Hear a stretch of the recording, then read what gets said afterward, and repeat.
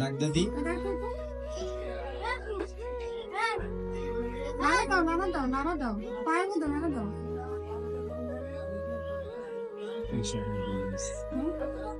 আসসালামু আলাইকুম গাইস, কি অবস্থা সবার? আশা করি সবাই ভালো আছো।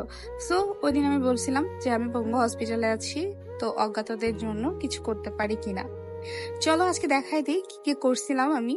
যেহেতু সরকারি ছুটি ছিল, হসপিটাল অফ থাকবে, তো অজ্ঞাতরা কি কি খাবে বা শুকনা খাবার, যাতে তারা তো আর নিজেরা যে খাবার আনতে পারে না আর তাদের সাথে কেউ থাকে না, সেই সেই হিসাব বলে বিবেচনা করেই তাদের জন্য শুকনা খাবার কেনার জন্য গেছিলাম। আর আমার সাথে ছিল হসপিটালেরই একটা ভাইয়া।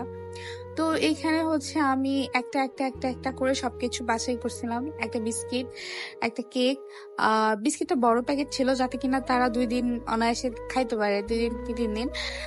একটা ম্যাঙ্গো জুস আর পানি ছিল, ঠিক আছে। সো এগুলো সবকিছু আমি আলাদা করে দিচ্ছিলাম আর জিজ্ঞেস করছিলাম আর কি কি নেওয়া যায়, আর কিছু নেবো কিনা। তো হসপিটালে যে ভাইয়াটা আমাদের সাথে ছিল, ভাইয়াটা বললো কি না থাক, আর কিছু নেওয়ার দরকার নেই, এই কয়দিনে এই কয়টা হয়ে যাবে। তো এইখানে উনি প্রত্যেকটা প্যাকেট করে দিচ্ছিল আলাদা আলাদা করে দোকানের মামাটা। আর এই তো আমাদের প্যাকেটিং ডান।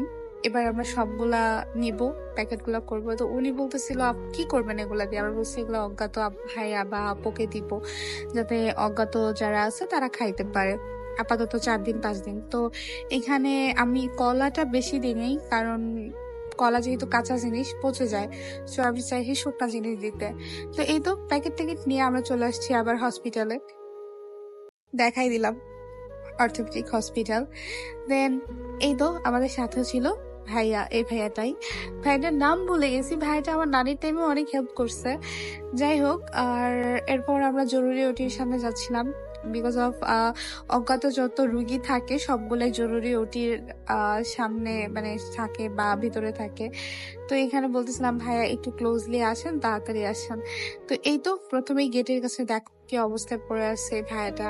তো এই যে বাচ্চাটাকে আমি প্রথমে পেয়ে গেলাম, তো দেখলাম যে ভিক্ষা করতেছে। তো ভাবলাম ওর সাথেও কেউ নাই, খাবারগুলো ওরেও কিছু দিয়ে যায়। আর এই ভিডিওটা অলরেডি আমি পাবলিশ করছি, তোমরা দেখছো। সো ওরে আমি ভয়েস আকারে পোস্ট করে দিচ্ছি আর কি। তো ও অনেক খুশি হয়েছে খাবারগুলো পেয়ে। আর যেহেতু ওর পায়ে অপারেশন আই থিঙ্ক সো হয়েছে, না ব্যান্ডেজ করছে, আই ডোন্ট নো, বাট ওর সাথে কেউ ছিল না।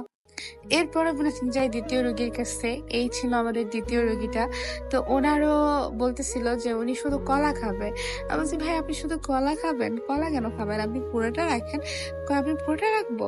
তাই বলছি হ্যাঁ পুরোটাই রাখেন। তো উনি যখন পুরাটা পাইছে, লিটারালি উনি নিজেও সারপ্রাইজ হয়ে গেছে অ্যান্ড উনি অনেক খুশি হয়েছে, ঠিক আছে। অ্যান্ড উনি বলতেছে আপু এগুলা কি কি করবো, এগুলা কি নিবে? আর ওনার সাথে কেউ নাই, ওনারা নাকি ওনার খালা ভর্তি করে রেখে চলে গেছে। অ্যান্ড উনি আমাদেরকে জিজ্ঞেস করতেছিল আমরা কি করব বা উনি এগুলা নিবে কিনা। পরে বললাম ঠিক আছে, অ্যান্ড তারপর ওনার সাথে হাত মিলায় চলে আসছি। এরপরে বলছিলাম যে এরপরে রুগী করতে আসছে, চলেন। তো ওনাকে দেখিলে মনে হবে আই থিঙ্ক সো ভারসাম্যহীন। তো উনি যেহেতু ভারসাম্যহীন ছিল, ওনাকে কিছু দিলেও কোনো কাজ হতো না। সো উনি ইনস্ট্যান্ট যেটা খাইতে পারতো আমি এটাই দিয়েছিলাম, কলা। আমি বললাম শুধু কলা খাবেন কি, আপনি একটু জুসও রেখে দেন যাতে কিনা আপনি জুসটা খাইতে পারেন। তো উনি জুসও রেখে দিচ্ছেন। বলছি আমি খুশি হয়েছেন? বলে খুশি।